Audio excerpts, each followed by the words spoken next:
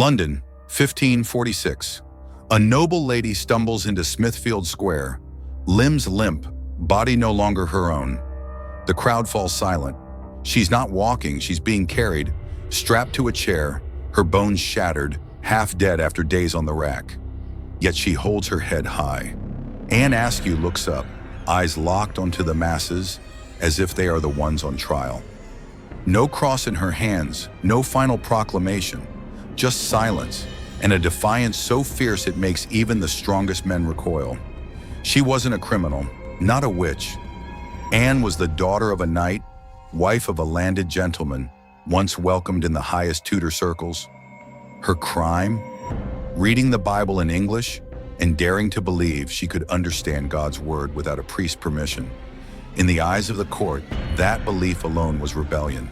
As the guards pile kindling around her, people avert their eyes, not because they fear death, but because they fear her calm. Some say she smiled. Others swear they saw tears. But no one forgets that moment, when a broken woman challenged an empire with her silence. Smithfield had seen many burnings, but never a stillness like this. The wind carried the scent of old ashes, ghosts of those who came before. But this time, the fire wouldn't just consume a body. It scorched the illusion of order that held the kingdom together. Because Anne Askew brought no weapon, no plot, only a book, and a faith that couldn't be broken even when her bones were. Who was she? A symbol? A heretic? Or the final victim of a regime terrified of a woman who could read and dared to believe she had the right to understand God on her own? 400 years later, that question still has no single answer. When Anne Askew was dragged through the gates of the Tower of London, she wasn't just another prisoner. She was a daughter of nobility, born into the privileges of the Lincolnshire gentry. Her father was Sir William Askew, a knight of King Henry VIII's court. She had status, education, and most dangerously, conviction. Anne wasn't some street preacher caught in the alleys. She was a woman of means who read the Bible in English and interpreted it on her own. That alone made her dangerous, but it was her boldness that sealed her fate. In interrogation after interrogation, she refused to renounce her belief that communion was symbolic, not literal. A direct challenge to the doctrine of transubstantiation, the very heart of Catholic ritual. She called the Mass idolatry in open court. That defiance enraged the bishops. But behind them stood bigger fears. Fears not of her theology, but of what she represented. A noble woman, educated, articulate, unwilling to submit. A woman who questioned divine authority handed down through men. That kind of voice could ripple far beyond the courtrooms and pulpits. That kind of voice had to be silenced. So they turned to the rack, a device never meant for women of her standing. It was brutal even by Tudor standards. Wooden rollers, ropes, and pulleys designed to stretch the human body until muscle tore, joints snapped, and bones cracked like dry timber. It was the preferred tool for breaking spies, traitors, and religious radicals. But now it would be used on Anne Askew. They laid her down, tied her wrists and ankles, and began to turn the wheel. Each pull of the crank tore deeper into her frame. Her shoulders dislocated first, then her hips. Ligaments snapped like fiddle strings. Flesh peeled from bone. Her body lengthened grotesquely with every click of the mechanism. And still, she said nothing. They wanted names, allies, fellow reformers, even members of Queen Catherine Parr's circle, rumored to be sympathetic to Protestant teachings. But Anne remained silent, not from fear, but from faith. Witnesses said she only whispered, through clenched teeth, "God knoweth I was not guilty." At some point, the lieutenant of the tower himself tried to stop the torture, declaring it unfit for a lady of noble birth. But he was overruled, by order of the Privy Council. Even the king's own men feared what she knew. By the end, Anne could no longer walk. Her body was so broken, she had to be carried to her execution in a chair. But her spirit remained intact. She had survived the rack without giving in, and in doing so, she became something far more dangerous than a heretic, a martyr. Here's the twist they never saw coming. The more they tried to crush her, the more immortal she became. Anne Askew's torture was meant to be a warning. Instead, it became a symbol. A woman, educated and unafraid, facing the full weight of a regime that burned her flesh but couldn't touch her soul. And as her broken frame was carried out of the tower, there was a silence, thick, uneasy, not out of pity, but out of fear. Because if this could happen to Anne, what hope was left for the rest? Burning at the stake, fire, faith, and the illusion of mercy. July 16th, 1546, Smithfield Market. The chair creaked beneath her weight as Anne Askew was carried toward the stake. She didn't walk. She couldn't. Her limbs, dislocated and limp, hung like broken branches. Her spine twisted from the rack's relentless pull, but her eyes still sharp, still unflinching, still watching. This wasn't justice. It was spectacle. Crowds pressed in on every side, whispering prayers, judgments, fears. Some had come for blood. Others came because they couldn't look away. No one expected what they saw. A woman shattered in body but not in spirit. They tied her to the post, careful not to jostle her crushed frame too much. Mercy, perhaps, in the hands of executioners. Or just calculation. They wanted her to last long enough for the fire to do its work. She didn't scream. She didn't beg. She didn't curse the men who condemned her. She was given a sack of gunpowder, hung around her neck, meant to end things quickly. But the wind shifted. The flames caught slow. First smoke, then heat, then the crackle of dry bone meeting fire. And here, right here, is the moment they didn't anticipate. Anne looked away, not at the crowd, not at the sky, but toward the crucifix they held up to her, as if to offer last-minute salvation. And she turned her face, refusing even that. What kind of woman dies like this? It wasn't about doctrine anymore. It was defiance incarnate. Anne Askew wasn't just burning. She was erasing the lines drawn by men. The court had tried to break her. The church had tried to silence her. The flames were supposed to end her story. Instead, they ignited it. Smithfield, once a marketplace for meat and linen, now bore witness to the cleansing fire of state-sanctioned fear. Her body was ash, but her refusal, her stare, her silence, those lingered. In the hearts of the women watching, in the minds of the men who looked away, and in the nightmares of those who lit the match. Because here was the real heresy. Anne Askew had proven that a woman with no sword, no title, no protection, only a book and unshakable belief, could confront an empire and refuse to kneel. The fire burned her body, but her resistance, that spread like smoke. The Iron Maiden, the breaking wheel, the press, and the ritual of punishment disguised as justice.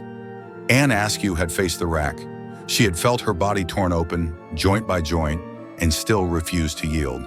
But the world she lived in, Tudor England, offered a vast gallery of torments for those who dared to believe differently. While Anne's body was already broken beyond repair, other women, other men, were subjected to tortures that blurred the line between execution and performance. Devices weren't just tools, they were messages, crafted horrors meant to brand rebellion into memory. There was the Iron Maiden, a sarcophagus forged in the shape of a woman, its inside lined with spikes. Victims were placed inside and slowly impaled as the doors closed. No major arteries were touched, just muscle, flesh, and nerves, pain prolonged by design. Then came the breaking wheel, or the Catherine wheel, a brutal spectacle where limbs were shattered piece by piece as the condemned were tied to a giant wooden wheel. Each swing of the executioner's club broke bone, not to kill, but to disfigure. The body, once twisted beyond recognition, was lifted on display, left to die from thirst or shock while crows circled above. The press, less famous, more insidious. The accused lay flat beneath a wooden board. Stones were slowly stacked on top, one by one. It could take hours, even days. Ribs cracked, organs collapsed. No screams, just the grinding weight of the state, literal and figurative. These weren't relics of distant lands. They were employed in the heart of Europe, in the cities that prided themselves on order, reason, faith, all in the name of control. Anne was spared these instruments, but only in body. She symbolized what they were built for: the need to crush dissent without killing too quickly. Her story echoed through these machines. And here's the moment they feared most. Not her pain, but her choice to endure it. She could have named names, betrayed friends, recanted, but she didn't. And every scream that never left her lips made the Iron Maiden less effective. The wheel seemed less terrifying, the press feel impotent, because terror only works when people are willing to break. Anne didn't, and in that refusal, she exposed the true weakness of tyranny, its reliance on silence. Her courage made these devices look not powerful, but pitiful. As the flames took her in Smithfield, her memory seeped back into the shadows of these torture chambers. Not as another victim, but as a ghost haunting the tools of control, a whisper that said, "You failed." And so the story moved, beyond the tower, beyond the fire, into something deeper, a reckoning. Impalement, the brazen bull, sawing, bone-breaking, when punishment became theater and death was no longer enough. If Anne Askew was the whisper that unsettled the powerful, these methods were their roar. When fear alone wasn't enough to keep the masses quiet, medieval rulers turned to something more visceral: performance. Torture became pageantry. Executions transformed into public rituals.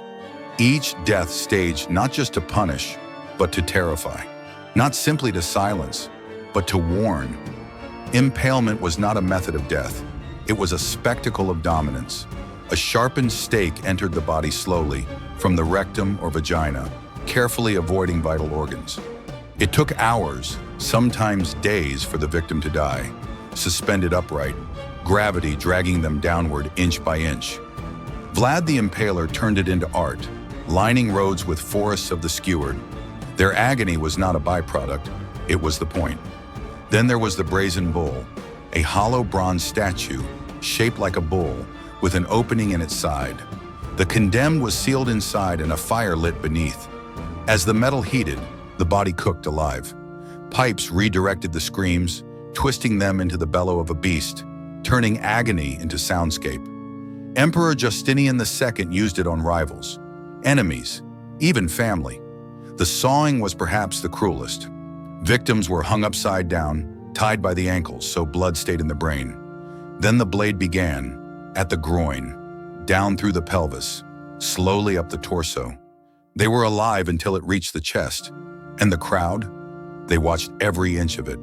Bone-breaking was a symphony of destruction. One bone at a time, toes, fingers, then up the limbs, the ribs, the spine. It wasn't meant to kill, it was meant to render. A message carved into flesh, a body turned into confession. And this is where Anne's story collides with theirs, not in method, but in meaning. Because what truly frightened the state wasn't just rebellion, it was symbolic rebellion. A woman like Anne didn't need a sword. She didn't need followers in arms. She was the weapon, a breathing contradiction to everything the regime claimed was sacred. And here's the twist. The more gruesome the punishment, the more human the victim became. In their effort to erase resistance, they memorialized it. Anne's fire, the saw's scream, the bull's roar, they echoed louder than the authorities ever intended. In the end, these executions didn't silence the idea. They immortalized it. Each torture method tried to make an example out of a person. But what they made was legend. Anne Askew didn't need to be impaled, or broken on a wheel, or roasted in bronze. Her quiet defiance, her refusal to name names, to plead, to weep, placed her among those same icons. Not by blood, but by impact. Because sometimes the sharpest rebellion is surviving just long enough to be remembered. Anne Askew was never just a victim. She was a living and dying testament to an era when torture wasn't punishment, but policy, control. A calculated assault not just on bodies, but on belief. She was a woman, an intellectual, and a believer in a God who, in her eyes, could be understood without the church's permission. That alone made her everything the powers of her time feared most. Her final writings did not rage. They did not beg. They whispered defiance in the purest form. I do not frame doctrines. I only say what the scripture saith. For that she was stretched on the rack. For that she was burned alive. And for that history nearly erased her. But let's remember what we've seen. In part 1, Anne's defiance on the rack, her silence louder than confession, showed that the state could break her body, but never her will. In part 2, her final moment at the stake wasn't surrender. It was a refusal to bow to false mercy. In part 3, we glimpsed the horror devices meant to silence reformers, and how Anne, though never inside them, outshone them all through the power of choice. And in part 4, we face the theater of death, impalement, sawing, bronze bulls, where Anne's legacy lingered not in suffering, but in survival of the idea. So here's the question. Were medieval torture methods just relics of a barbaric time? Or are they, dressed differently, still among us, whenever society punishes those who dare to think, speak, or believe outside the norm? Anne Askew's bones were crushed, but her conviction carved through history. Her intellect, her calm, her fierce clarity. These were her rebellion. She wasn't just a heretic. She may well have been one of history's earliest feminists. A martyr not for faith alone, but for the freedom to interpret faith on one's own terms. So what do you think? Was Anne Askew a dangerous radical or a forgotten icon of truth? Leave your thoughts in the comments below. If her story moved you, subscribe for more untold histories and share this video, because stories like Anne's deserve not to burn out, but to burn on.